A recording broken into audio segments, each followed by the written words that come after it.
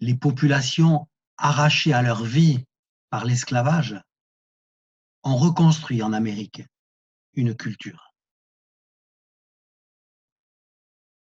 Sous le pouvoir de maîtres catholiques ou protestants, des cultures africaines-américaines ou caribéennes ont fleuri avec la civilisation.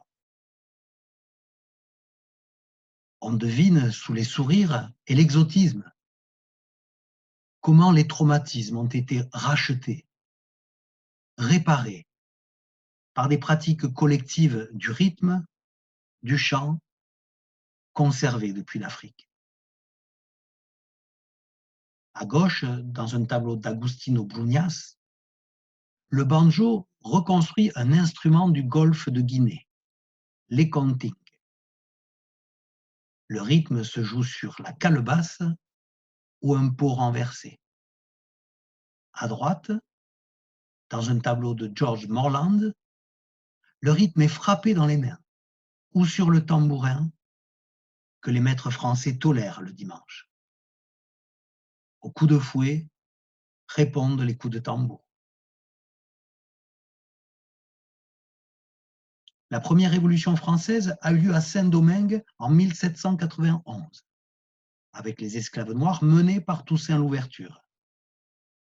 Jean-Baptiste Belley, né au Sénégal, à Gorée, vendu à 2 ans, perruquier libre à 30 ans à Saint-Domingue, se retrouve capitaine d'infanterie dans cette révolution. Après Philadelphie, New York, il se rend à Paris et siège à la Convention qui abolit l'esclavage dans les colonies en 1794. Le peintre Girodet le montre ici appuyé au buste d'un penseur anti-esclavagiste, l'abbé Raynal. Mais en 1802, Napoléon rétablit l'esclavage. Voilà ce qui se passe encore à fond de cale en 1830, malgré un décret d'abolition de 1818. Mais la cause abolitionniste grandit. C'est une convention anti-esclavagiste en Angleterre en 1840.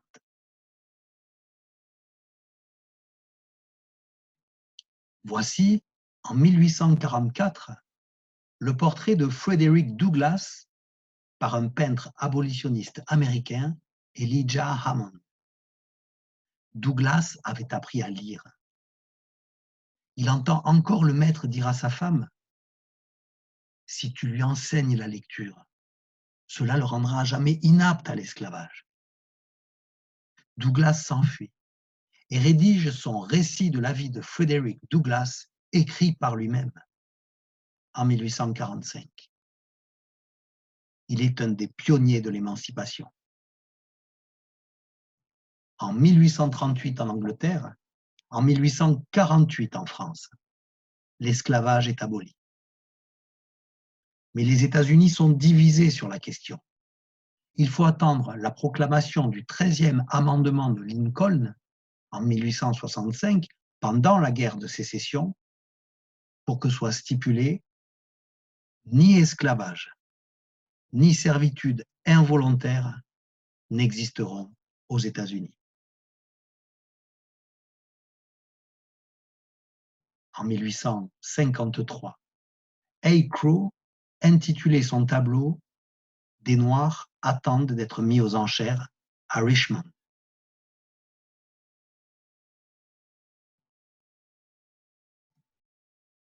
Cette peinture d'Eastman Johnson montre le personnel dans l'arrière-cour d'une maison du Sud, vers 1860, qu'une jeune maîtresse blanche, à droite, vient surprendre.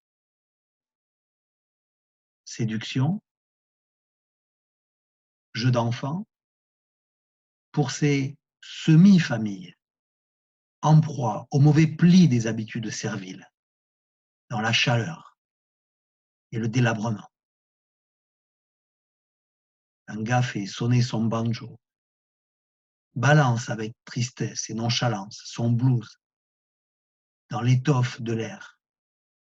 du banal après-midi.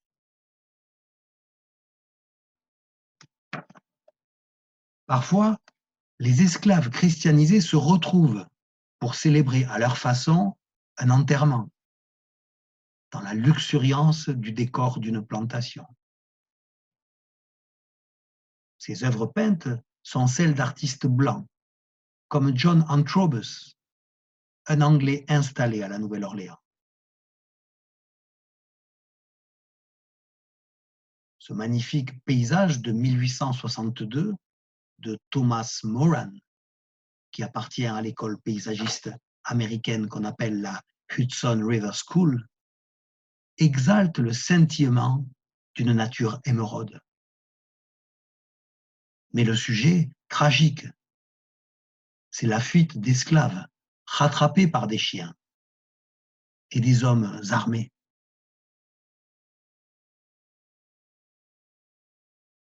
Frederick Douglass avait obtenu du gouvernement que les hommes noirs émancipés puissent se battre avec les troupes anti-esclavagistes dans la guerre de sécession.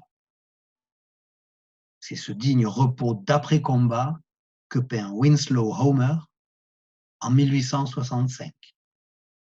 Mais c'est aussi l'année où Lincoln est assassiné. Un an plus tard, le Ku Klux Klan est fondé.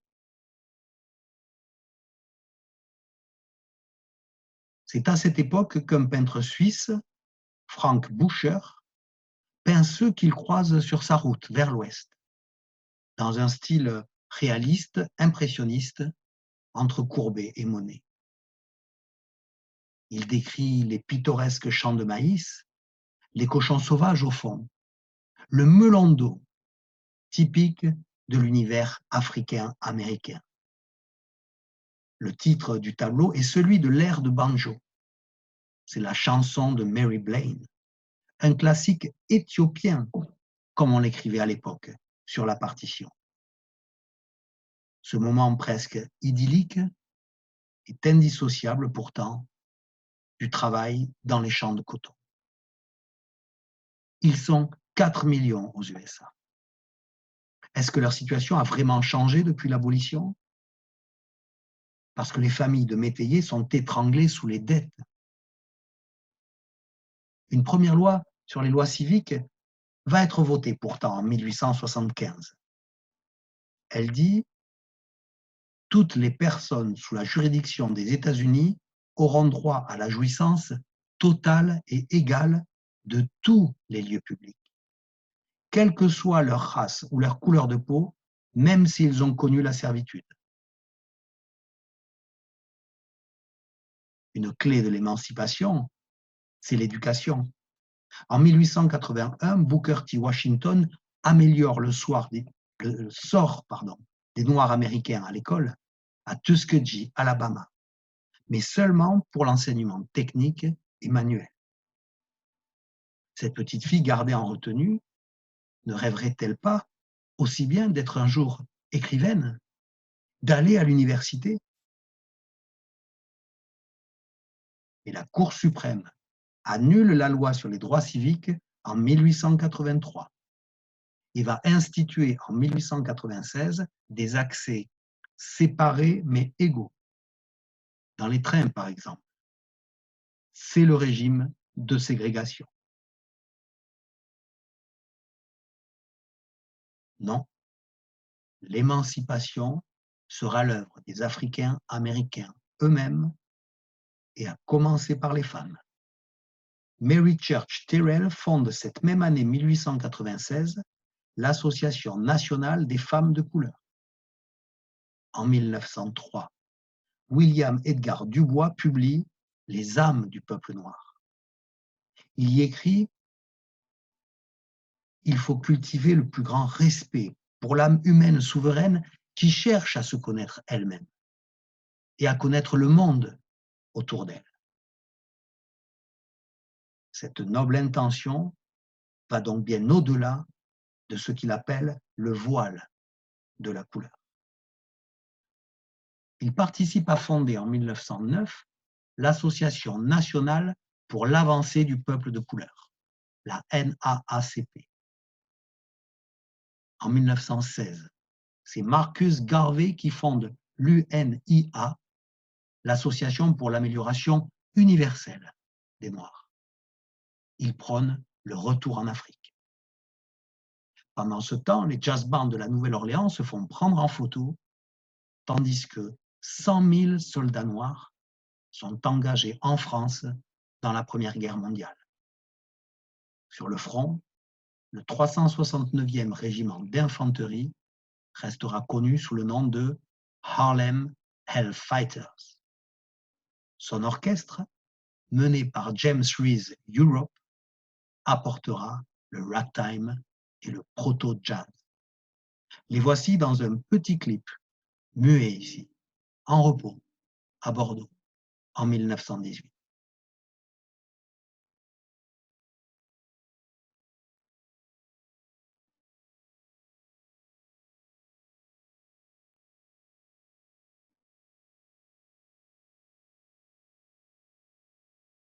Mais aux USA, la peur des Noirs armés amplifie les flambées de violence à l'été 1919. Près de Chicago, on fait même courir le bruit que les Noirs veulent tuer tous les Blancs. Et on en sacrifie, avec une arrogante et insoutenable cruauté. La réponse aura lieu à New York avec la renaissance culturelle de Harlem. Inaugurée en 1925 par Le Nouvel Homme Noir, The New Negro, le livre d'Allen Locke, diplômé de Harvard, et par des peintures comme celle d'Aaron Douglas qui valorisent la vie noire dans ce qu'elle a d'africain américain. Au balcon de la NAACP, des drapeaux informent et protestent à chaque lynchage. À bientôt.